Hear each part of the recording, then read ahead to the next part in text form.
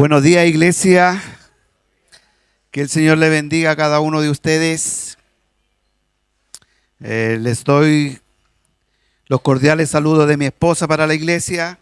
Ya les extraña, me dijo, pero también agradecida del Señor por poder disfrutar de sus nietos, sus otros nietos, su hijo, su nuera también allá en España. Vamos a orar. A pesar que ya oró mi hermano por la palabra, necesitamos que el Espíritu Santo guíe nuestros corazones. Porque la palabra de Dios, si no es profundizada y si no es tomada en serio, la verdad que estamos deshonrando el nombre de nuestro Señor Jesucristo. Y al introducirme en la carta de Filipenses, he podido quizás en estos dos primeros capítulos profundizar, y la verdad que al profundizar en esta carta hay, como en toda la Biblia, hay una profundidad indescriptible, y que si no nos lleva a reflexionar en su contexto, pero también aplicarlo a nuestra vida, yo creo que estamos deshonrando el nombre de nuestro Señor Jesucristo.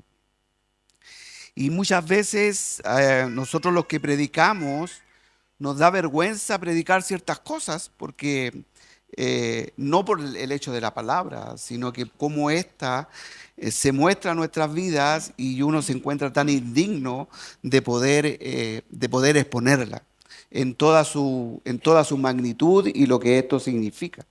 Entonces, pero también nosotros como receptores de esta palabra tenemos que tener un corazón dispuesto a escucharla para poder ponerla en obra. Primeramente para la honra de nuestro Señor Jesucristo, pero también para aplicarla a nuestra vida.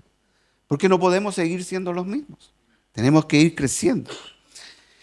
Y decía, vamos a orar primero. Señor Padre, vamos una vez más a tu presencia, Señor, pidiendo la ayuda de tu Espíritu Santo para que esta palabra, Señor, sea impartida con gracia, pero también, Señor, sin doblez, también, Señor, con lo que tú quieres expresar para tu iglesia. Señor, que este tiempo sea un tiempo de provecho, un tiempo en que nosotros podamos no solo verte a ti, Señor, lo grande que tú eres, y que las palabras, Señor, a veces no están en nuestros labios para describirte, también, Señor, que esta palabra nosotros la podamos hacer vida. Que pueda a través del Espíritu Santo venir a nosotros para hacer un autoanálisis y que podamos sinceramente ponernos en el espejo de ella y que tu Espíritu Santo nos guíe para tu honra. Oramos, Señor, en el nombre del Padre, del Hijo y del Espíritu Santo. Amén. Todo poder es débil a menos que permanezca unido. La unión hace la fuerza. La unidad nunca significa uniformidad. Divide y vencerás. Llevamos 2 semanas hablando de la unidad de la iglesia y hoy continuamos con el mismo tema. ¿Y por qué continuamos? Porque básicamente no hay iglesia en el mundo que esté curada o tenga un antídoto contra la división de la iglesia. Hoy continuamos con el capítulo 2 de la carta a los Filipenses y el apóstol Pablo sigue tratando el tema de la unidad, entendiendo que una iglesia unida bajo el evangelio, bajo los estándares de la palabra de Dios, será la que pueda enfrentar cualquier oposición. Una iglesia unida en el evangelio crece, se fortalece a pesar de los ataques que pueda recibir. Una iglesia unida refleja también el carácter de quien la estableció, ya que existe en unidad completa, indisoluble entre el Padre, el Hijo y el Espíritu Santo, los tres en uno, los tres un solo Dios. La iglesia como representante de esta unión debe también reflejar esa unidad. Porque la iglesia le pertenece a Dios. al Señor. La unidad es la clave para que la iglesia pueda enfrentar la oposición. Las dificultades que en medio de un mundo que la iglesia se desarrolla en un mundo hostil. La iglesia, de que esa iglesia va a tener y ha tenido oposición. Ha tenido enemigos que quieren destruirla y que quieren dividir la iglesia. Pero para que eso no ocurra, el antídoto para que eso no ocurra es la unión. Debemos estar firmes en un mismo espíritu, combatiendo unidos por la fe del Evangelio y aprender a padecer unidos por causa del Evangelio, que fueron los puntos que vimos la vez anterior. Yo pensé que se acordaban, no importa. Amén, ¿se acuerdan o no? Esos fueron los puntos que vimos la semana anterior. Ahora, la división no siempre es producida por los de afuera, por los que se oponen al Evangelio, por los gentiles, sino que también la división de la iglesia es producida por quienes componemos la iglesia. La división siempre está latente en la iglesia, porque está formada por seres humanos, por personas pecadoras. Por lo tanto, el ataque no siempre es exterior para que se produzca la división de la iglesia, sino que también interior. Pero ¿cómo podemos mantener la unidad de la iglesia entonces? ¿Cómo cada uno de nosotros podemos ser parte o aportamos a la unidad de la iglesia? ¿Cómo cada uno de nosotros puede hacer frente al flagelo de la división que está en todas partes? ¿Cómo podemos lograr que la iglesia se mantenga unida independiente de las circunstancias? Estas y otras preguntas son las que va a responder a continuación el apóstol Pablo en Filipenses 2, del 1 a 4, donde está centrado el sermón el día de hoy. Filipenses 2, del 1 al 4. ¿Lo tiene? Su Biblia, para que lo vamos siguiendo, y también está ahí. Dice así la palabra del Señor. Por tanto, si hay alguna consolación en Cristo, si algún consuelo de amor, si alguna comunión del Espíritu, si algún afecto entrañable, si alguna misericordia, completad mi gozo, sintiendo lo mismo, teniendo el mismo amor, unánimes, sintiendo una misma cosa. Nada hagáis por contienda o por vanagloria, antes bien con humildad, estimando cada uno a los demás como superiores a él mismo, no mirando cada uno por lo suyo propio, sino cada cual también por los del otro. La iglesia es la embajada del reino del cielo aquí en la tierra y debe ser digna representante del Rey de Reyes y Señor de Señores, la cual es Cristo, su cabeza. Y gracias a la gracia, al regalo inmerecido que ha venido y se ha derramado en nuestros corazones, es que estamos unidos a Cristo y a la iglesia, ¿verdad? Con esto en mente, el apóstol Pablo apunta a la unidad de los miembros de la iglesia local, en este caso a la iglesia de Filipos, pero también apunta a la iglesia de todo el mundo, que procure la unidad, que luche para mantener esta unidad en el cuerpo de Cristo, para que no haya división. Ahora, al leer nosotros la carta podemos decir que el apóstol Pablo está muy consciente de lo que está sucediendo y quizás percibe que esto, aunque era una iglesia con muchas características favorables, también estaba haciendo una advertencia de que esto puede suceder y podía suceder. Y de hecho, ya él nombra un ejemplo de lo que más adelante de lo que estaba pasando. Entonces el versículo 1 dice, por tanto. La palabra, por tanto, une todo lo dicho anteriormente, lo que hemos estudiado completo en el capítulo 1. Todo lo que he dicho, dice el apóstol Pablo, tiene y va ligado a lo que sigue a continuación. Entonces dice, en vista de lo anterior, de todo lo mencionado anterior, si hay alguna consolación en Cristo, si algún consuelo de amor, si alguna comunión del Espíritu, si algún afecto entrañable, si alguna misericordia, completad mi gozo. 5 veces se repite la palabra sí. Y el sí expresa la unidad cristiana por medio de las causales condicionales. En griego, la palabra sí, en este caso como cláusula, no implica duda, sino que implica certeza. Enfatiza y tiene la idea de enfatizar la expresión que continúa.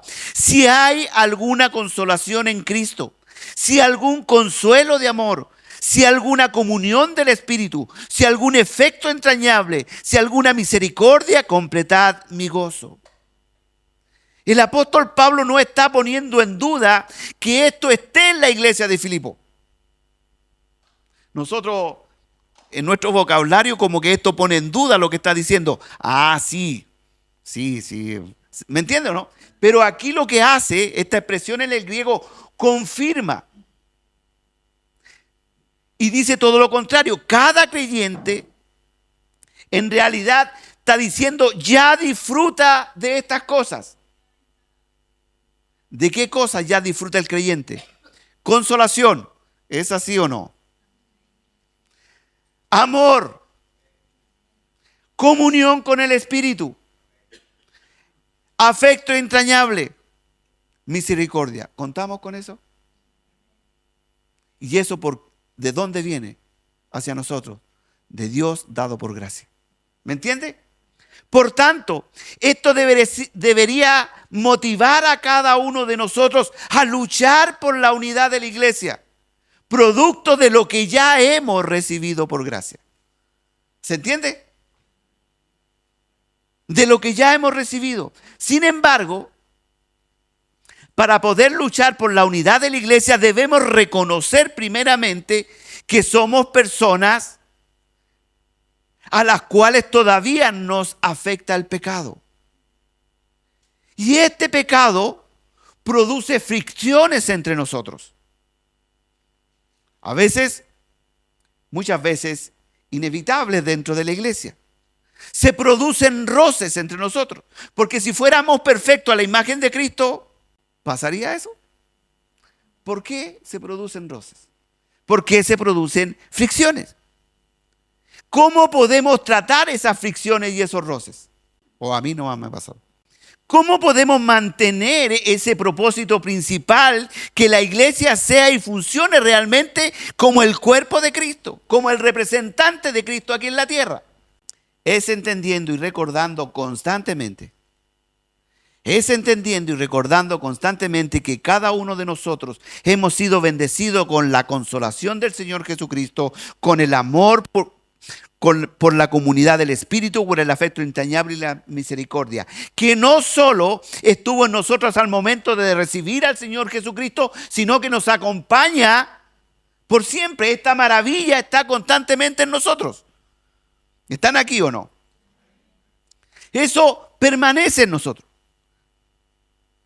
Ahora, la consolación, el amor, la comunión, el afecto, la misericordia siempre va a ser una realidad en nuestras vidas. ¿Por qué? Porque estamos unidos a Cristo, en una unión vital con Él, ¿cierto? Por eso el apóstol Pablo dice en el versículo 2, completad mi gozo sintiendo lo mismo, teniendo el mismo amor, unánime sintiendo la misma cosa. ¿De acuerdo con qué? Con lo que hemos recibido. ¿Se entiende?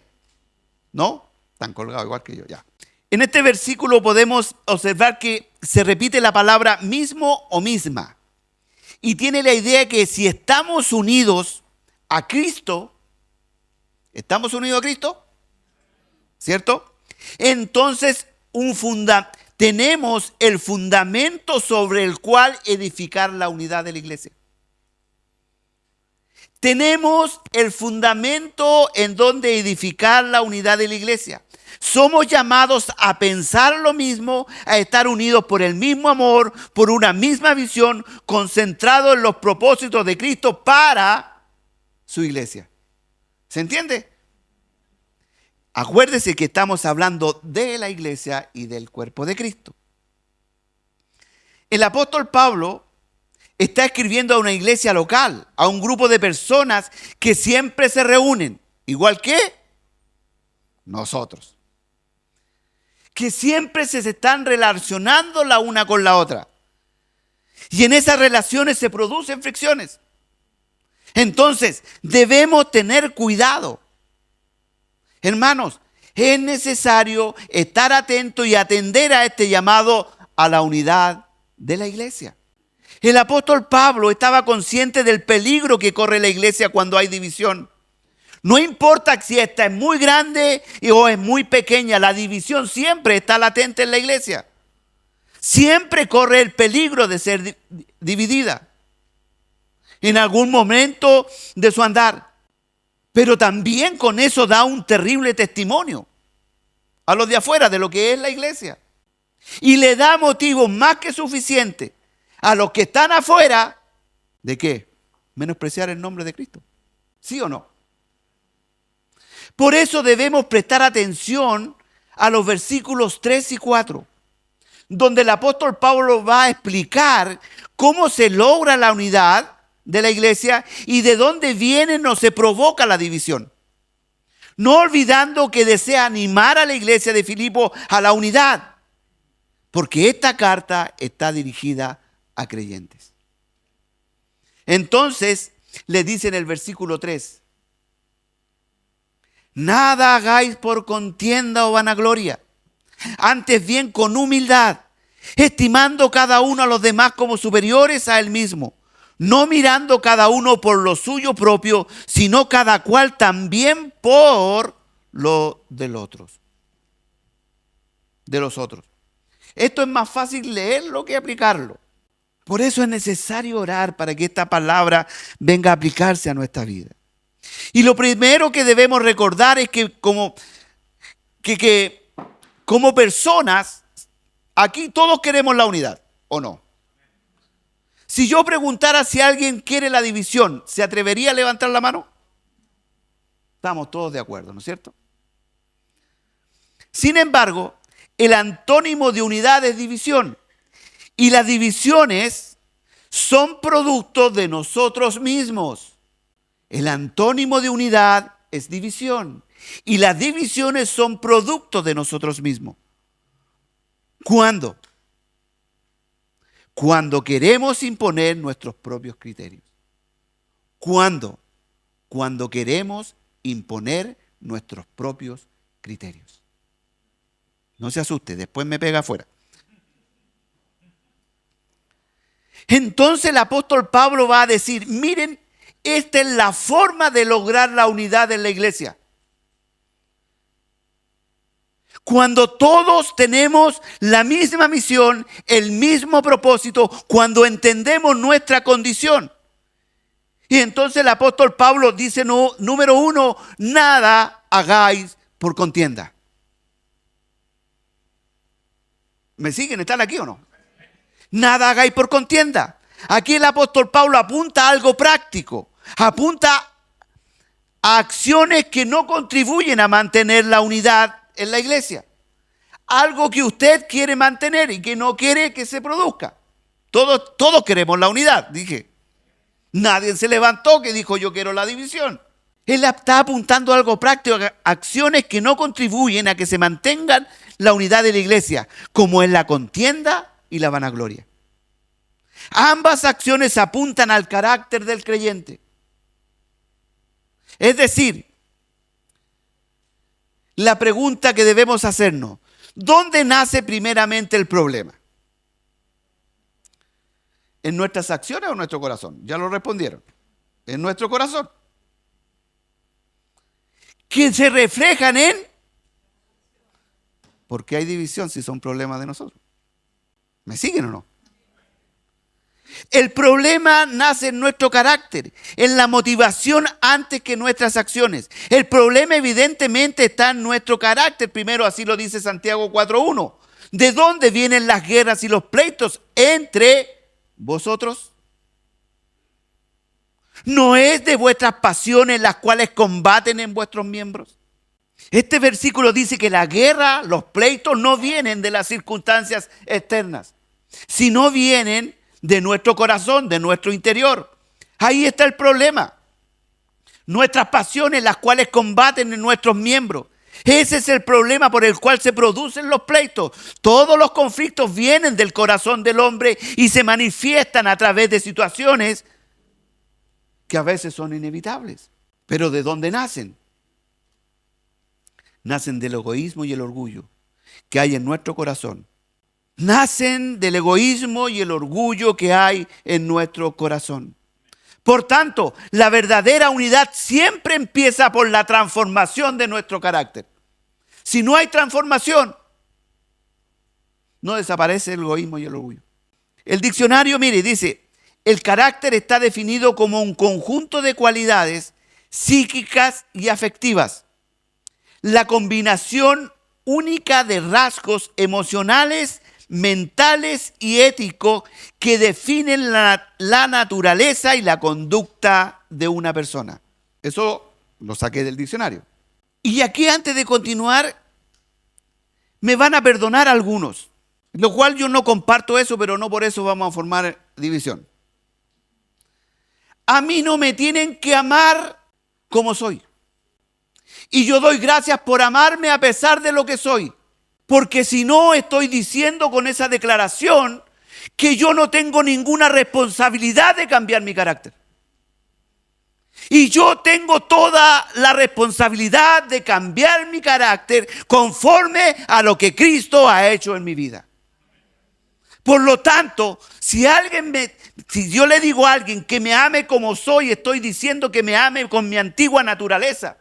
No me amen como soy.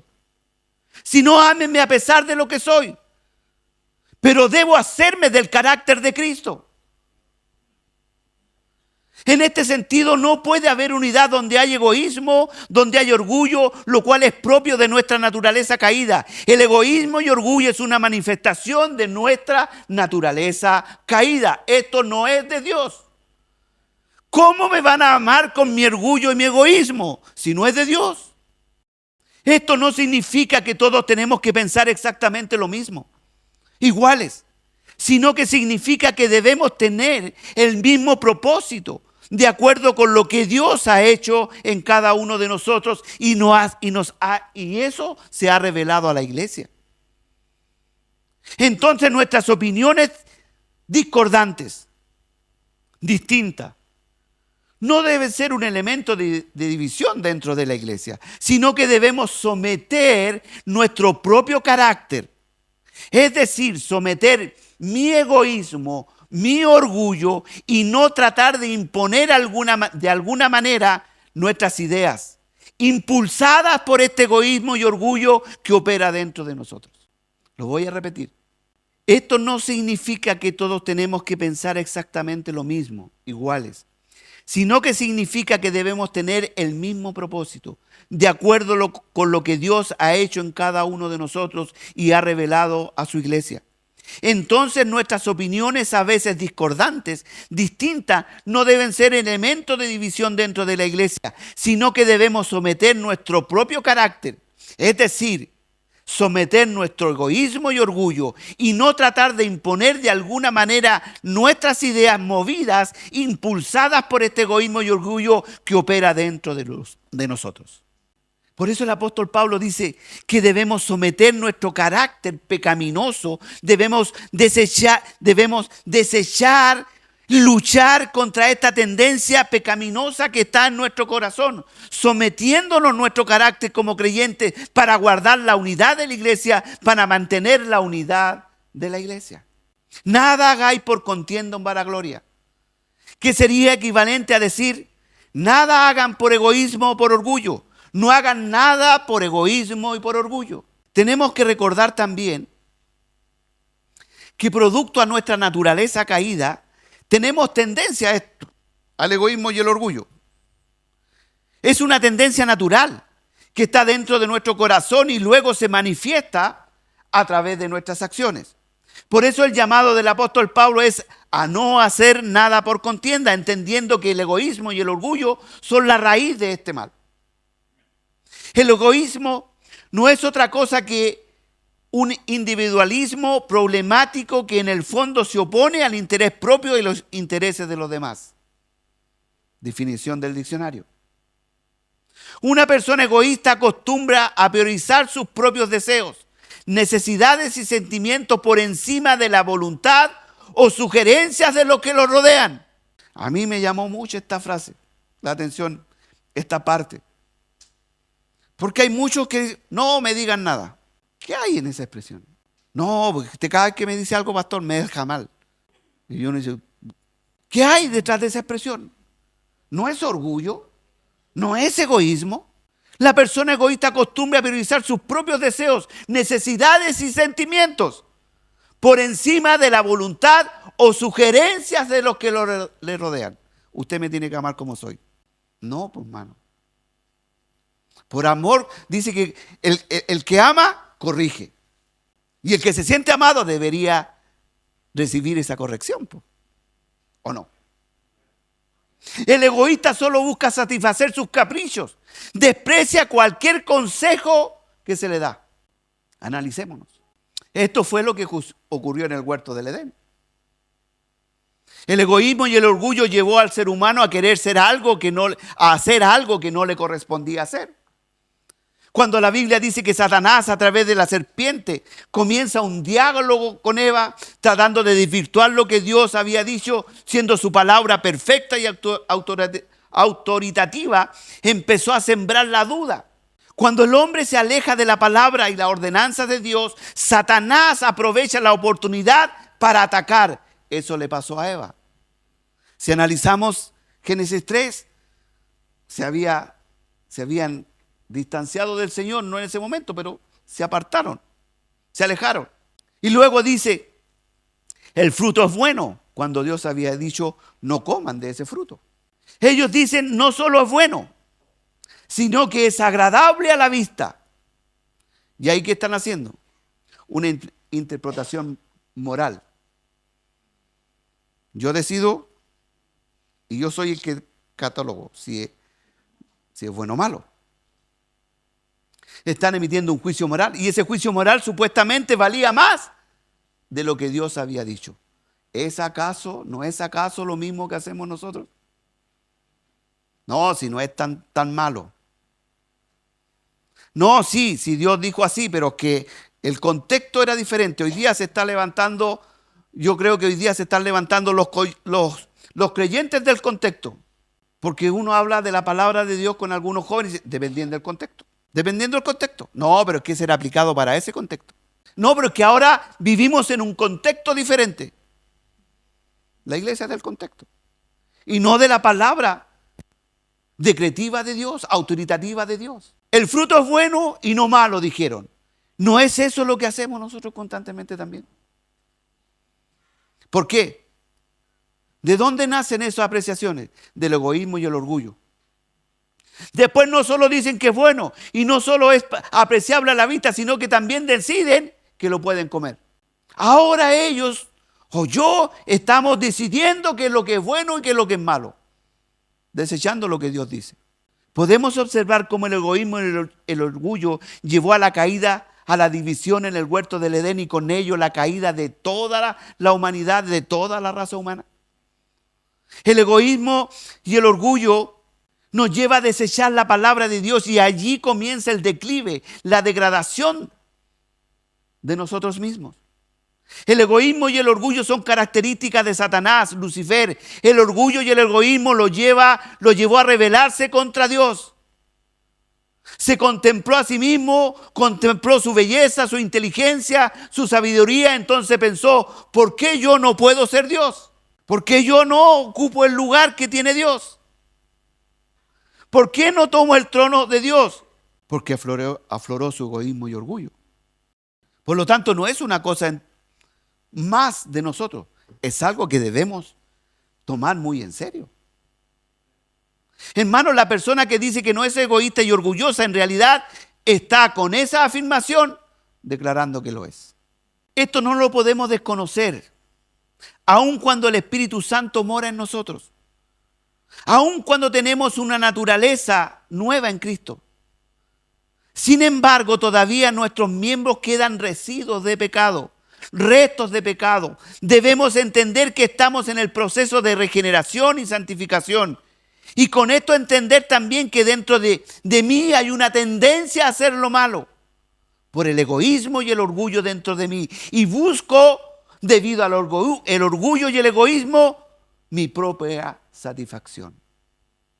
Y eso el diccionario latín lo define como ego. Egoísmo igual ego. En la reflexión del Viernes Santo recordábamos que la lucha más grande, la guerra espiritual más grande que tiene el creyente es con el yo. Es decir, con el egoísmo en nuestro interior. Esta lucha que cada creyente debe enfrentar día a día. Luchar contra esta tendencia natural del corazón que nace del egoísmo y el orgullo. De nuestra naturaleza caída. Ese yo que quiere imponerse una y otra vez. Ese yo que quiere desechar a Cristo, dejarlo en segundo lugar. Ese yo que siempre está cambiando la oración de Jesucristo en el Getsemaní cuando Él dijo, hágase tu voluntad. Nosotros oramos, Señor, queremos que se haga mi voluntad. Quizás no lo decimos con esas palabras, pero estamos rogando para que se haga lo que yo quiero. Ese es el problema. La mayor lucha está aquí adentro. Ese es el enemigo invisible, el egoísmo y el orgullo al cual debemos luchar y debemos derrotar constantemente para procurar la unidad de la iglesia. Ese es el enemigo. Nuestra lucha no es contra carne ni sangre. Por eso el apóstol Pablo dice, nada hagáis por contienda o vanagloria. La obstinación o el deseo de hacer la propia voluntad es propia de cada persona y no es lamentablemente ajeno a los creyentes. La palabra traducida por contienda implica un espíritu partidario. Se usaba normalmente para los partidos políticos, para la política. Deseo de buscar lo suyo propio. Mire, analicemos los partidos políticos. ¿No es eso lo que hacen? No importa las consecuencias. No importa que yo le ponga el pie encima al otro. Una persona contenciosa es una persona que está buscando dividir, una persona que busca aliados para sí. No importa las consecuencias. Y no importa cómo esto puede llevar a la división de la iglesia o en cualquier situación. Es una persona que siempre está buscando por todos los medios imponer su voluntad sin importar nuevamente la unidad. Si nosotros analizáramos la división de la iglesia, podríamos decir que ahí está la raíz de las divisiones de la iglesia. Y empezamos con frases, que yo no quiero que se haga así. ¿Por qué no lo hacemos así mejor? En la otra iglesia se hacían mejor las cosas. A mí no me gusta así. Los contenciosos son personas que frente a una reunión con anterioridad hacen lobby. Buscan adeptos. Y tratan de convencerlos antes de. Entonces cuando ya van a enfrentarse a una situación, ya tienen la determinación tomada. Ya tienen los votos necesarios. ¿No es así la política? Antes de que ya voten, uno sabe si va a ser aprobado o no va a ser aprobado. Bueno, buscan personas para convencerlos que hagan su voluntad, con su posición, que su posición es la correcta y no tienen ninguna preocupación por aquellos que lastiman por lograr su meta. Esto es propio del sistema político, de los partidos políticos que se sacan el cuero y después son amigos. Esto es natural entre ellos, pero en la iglesia no debe ser natural. No debe ser natural. Hermano, esto natural para ellos debe ser rechazado por nosotros como hijos de Dios. Una persona contenciosa no está preocupada por honrar a Cristo, sino por honrarse a sí mismo. Busca que le digan que bien lo hiciste, aparentando ser muy espiritual en la forma que hace sus planteamientos, pero no busca honrar a Dios. Busca que se haga su voluntad. Este tipo de actitudes Es un verdadero cáncer en la iglesia que debe ser extirpado prontamente para no terminar en división, que resulta en desprestigio del nombre de Cristo. John MacArthur dijo lo siguiente: una persona contenciosa es alguien que lucha por abrirse paso por medio de la adulación, el engaño, las falsas acusaciones, las contiendas y toda práctica que resulte ventajosa para ella. Y en cambio el apóstol Pablo dice: cuidado, hermanos, nada hagan por contienda.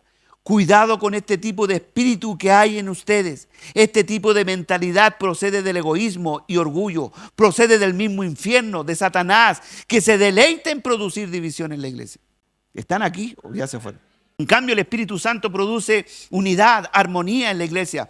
Lo que quiere hacer Satanás es dividir. Y la manera de hacerlo es tratar de convencernos a nosotros mismos que nuestro punto de vista es el correcto. Todos los demás están equivocados. Nuestro punto de vista está correcto. Entonces esa persona sale por todos lados a buscar adeptos. Visita las casas de los hermanos no para saber cómo están, sino para plantear su punto de vista. Esto y son cosas tan sutiles, hermanos. Y esto es lo más peligroso, que son palabras tan sutiles. Como decía hace un rato, esto no se hace así. En la otra iglesia cantábamos este tipo de canciones. No permitan que se haga esto. Yo tengo experiencia en la iglesia. ¿Qué estamos haciendo con eso? Debemos luchar con esa tendencia natural del corazón, no solo para no manifestarla, sino también para tratarlas de raíz, que son los pensamientos del corazón. Por tanto, cada uno de nosotros debe ver hasta dónde quizás, sin darse cuenta, ha sido un instrumento para producir discordia y división entre los hermanos. Debemos examinarnos a sí mismos y ver de qué manera podemos luchar, tratar con esta tendencia de raíz y procurar la unidad. A veces somos tan poco amables, tan poco corteses, tan poco simpáticos y somos tan rápidos para el WhatsApp. Y en el WhatsApp descargamos todo nuestro egoísmo y orgullo. Total, nadie me está mirando. Le pongo enter y lo mando nomás. Nada hagáis por contienda. Está hablando en plural, sin embargo debe empezar en forma singular en cada uno de nosotros para que esto se manifieste en forma plural. ¿Me entienden? Nada hagáis por contienda, plural, hagáis. Pero esto se debe manifestar primeramente en nosotros para que después sea una realidad grupal. Debemos reconocer que nuestra tendencia pecaminosa y pedir en oración que el Señor derrame de su gracia y nos cambie, transforme y el Espíritu Santo tome el control de nuestro carácter.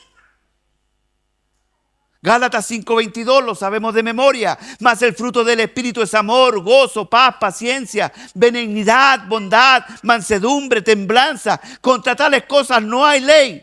Pero los que son de Cristo han crucificado la carne con sus pasiones y deseos. Parafraseemos. Los que son de Cristo han crucificado el yo. El así se hace. El que yo quiero que sea así. Así me gusta a mí. Es que es muy chica y es que es muy grande. Es que me gusta blanco, me gusta negro. ¿Es color o no es color? Si vivimos por el Espíritu, andemos también por el Espíritu, dice él más abajito. No nos hagamos vanagloriosos, irritándonos los unos a los otros, envidiándonos los unos a los otros. Nos podemos dar cuenta que el tratar de imponer mi idea en la iglesia que funcione como yo quiero no es del Señor. Porque el Señor siempre quiere la unidad. Y cuando andamos en el Espíritu, vamos a expresar nuestras ideas con templanza, mansedumbre. Y si andamos en el Espíritu, hermano, va a ser oída su voz, sus consejos. Y si usted cree que esta iglesia no andamos con el Espíritu, hermano, en el amor que le tengo, busque un lugar donde la iglesia cuente con el Espíritu de Dios. ¿Qué hace aquí? ¿Sabe, mi hermano, cuando contribuimos más a la unidad? Muchas veces cuando somos capaces de callar y orar. Así contribuyo más a que la obra de Dios pueda crecer, que la obra de Dios pueda avanzar, para que la obra de Dios sea lo más importante en mi vida y en la vida de los que están a mi alrededor. Orar y callar para que la congregación busque compasión al Señor. Orar y callar para que aquel que esté en pecado pueda derramarse en la presencia de Dios y ser transformado para su gloria. Orar y callar, ¿para qué? Para que cuando sea el momento oportuno yo pueda hablar con denuedo de la palabra de Dios y no poner mis ideas, no imponer mi egoísmo y orgullo, aparentando una falsa humildad, aparentando que soy espiritual, cuando lo único que busco muchas veces es que yo sea exaltado. Nada hagáis por vanagloria. Esto es como la hermana gemela del anterior. Número 2, nada hagáis por vanagloria. Literalmente se puede traducir como gloria vacía, porque la palabra vanagloria significa gloria vacía, sin sustancia, sin fundamento, sin consistencia, sin esencia real. Una gloria vacía expresa la idea de tener una opinión, mire mi hermano, una opinión excesivamente elevada de uno mismo. Es importante que recuerde esto porque el sermón que viene a continuación va a hablar de esto. Una opinión excesivamente elevada de uno mismo, de tal manera que es otra expresión de orgullo y egoísmo, ego. Implica tener un excesivo interés por uno mismo en desmedro de los demás. Es tener demasiada autoestima de nosotros mismos y luego todos los demás son inferiores. Yo estoy arriba, el resto está abajo. Yo soy la persona más inteligente de la iglesia. Yo soy la persona con más talento. Soy la persona más capacitada. Yo soy la persona con más cualidades. Y yo debería estar en ese lugar. Yo debería ser el pastor. Yo debería estar haciendo consejería. Yo debería estar haciendo esto. Cuidado, cuidado con esas palabras. No vaya a ser que en su corazón esté albergando vanagloria. Cuidado. Cuidado que su trabajo y su servicio al Señor sea para recibir aplausos y no la aprobación de Dios. Cuidado. Un diccionario define la vanagloria como vanidad que consiste en el engreimiento de gloriarse de bienes materiales o espirituales impermanentes o injustificados que se poseen o creen poseer, deseando ser visto y considerado. Una opinión excesivamente favorable de la habilidad propia e importancia e inteligencia que poseo. Esto no lo inventé yo, esto lo saqué del diccionario. El apóstol Pablo está suplicando que los creyentes de Filipo tengan y manifiesten y luchen por la unidad. Cuando alguien está preocupado por su propio nombre, por su propio prestigio, ahí está evidenciando que hay un problema en su transformación y que debe pedir la ayuda del Espíritu Santo para que eso no sea así. No se trata de luchar por tener reconocimiento, aplausos de los demás. El apóstol Pablo tenía la autoridad apostólica más que suficiente.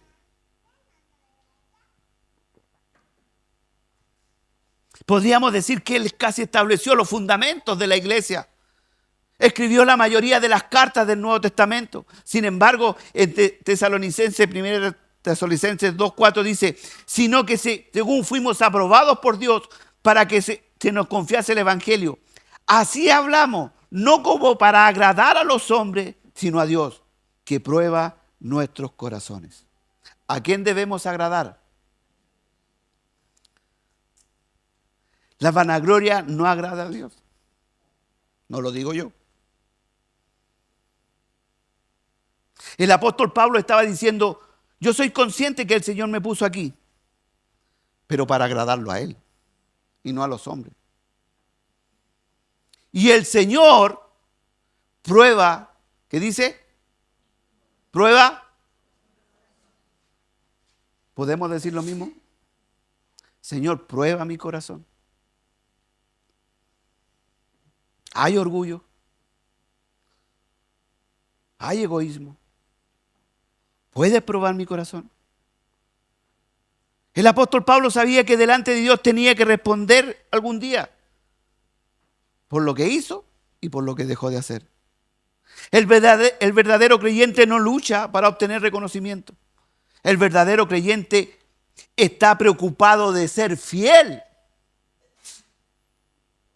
a lo que el Señor le dio. El verdadero creyente está preocupado por ser fiel a lo que Dios le entregó a través de su palabra. El verdadero creyente no busca popularidad, sino que busca fidelidad en su vida. ¿Qué busco yo?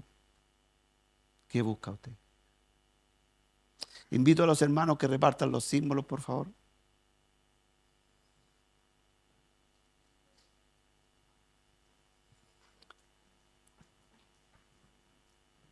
Un buen sinónimo para esta actitud de altivez, de vanagloria,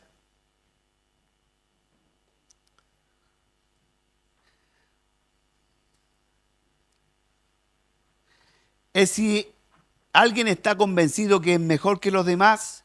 ¿Usted han escuchado, yo creo que sí, la expresión mirar por debajo del hombro? Es una expresión, se me cayó el carnet.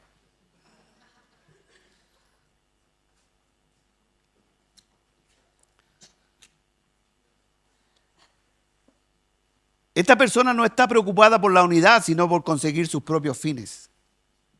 Hermano, eso es algo importante que debemos luchar. Debemos luchar con esta tendencia que le guste o no le guste, está en nuestro corazón, hermanos. Y la sanidad para eso parte reconociendo que tenemos que luchar contra eso. ¿Están aquí o no? La sanidad parte porque entendemos que tenemos que luchar con el egoísmo y el orgullo que hay entre nosotros.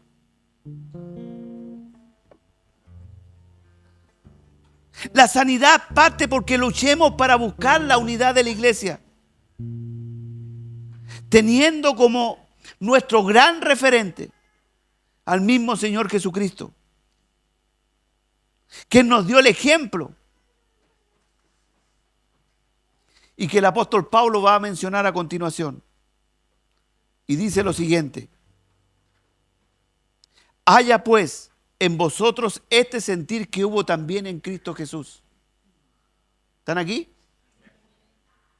El cual, siendo en forma de Dios, no estimó ser igual a Dios. Guay, hermano, esta frase, hermano, para 5 sermones. Como cosa que aferrarse, sino que se despojó a sí mismo, tomando forma de siervo, hecho semejante a los hombres, y estando en la condición de hombre, se humilló a sí mismo, haciéndose obediente hasta la muerte y muerte de cruz. Mis queridos hermanos,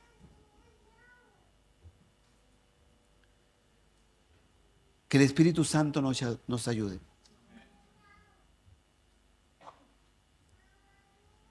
Y mientras haya palabra, aunque tengamos esta tendencia, mientras haya palabra, hay esperanza de restauración. Y eso es lo que debemos atesorar. Mientras haya palabra, hay esperanza de restauración, de que nuestro corazón sea sanado. Y que seamos fieles representantes de la unidad del Padre, el Hijo y el Espíritu Santo como iglesia, procurando la unidad, no imponiendo mis propios criterios, sino que morir al yo. Y Dios, confiando en que Dios tiene poder y autoridad, no solamente en su vida, sino que también en la vida de los que están a nuestro alrededor. Y si Dios quiere hacer algo, aunque el pastor o cualquiera le diga que no, Dios lo va a hacer. Alguien me dijo un día, yo, pastor, me voy a quedar aquí porque Dios me llamó a ser pastor aquí. Entonces yo le dije qué bueno. Pero ¿sabe mi amado hermano? Cuando Dios le dice a usted que va a ser pastor, sea aquí en la Quebrada, aquí en la China, Él lo va a hacer con usted o sin usted. Quiera o no quiera, Dios lo va a levantar como quiere. Porque Él tiene autoridad sobre nosotros y sobre nuestro corazón. Pero debemos humillarnos a Él. Debemos someternos a Él. Debemos entender que tenemos una naturaleza contenciosa, egoísta, soberbia, orgullosa, vanagloriosa. Le guste o no le guste, tenemos esa sentencia. Aún teniendo el Espíritu Santo morando en nuestra vida, aún creyendo en el poder, eso todavía está latente. Porque mientras estemos en esta tierra, seremos perfeccionados para su gloria. La pregunta es, ¿hasta cuándo yo voy a ser usado por Satanás? Y que el egoísmo y el orgullo sea un instrumento para división y no para edificación. Por eso que debemos postrarnos ante la presencia de Dios, para que sane mi corazón y sane esta tierra. No se preocupe si no ha sanado al del lado. No se preocupe. Ese es un problema de él con el Señor. Preocúpese. Preocupémonos nosotros. Preocupémonos nosotros. ¿Qué es lo que hay en nuestro corazón? Te invito a ponerte de pie y mientras cantamos una alabanza,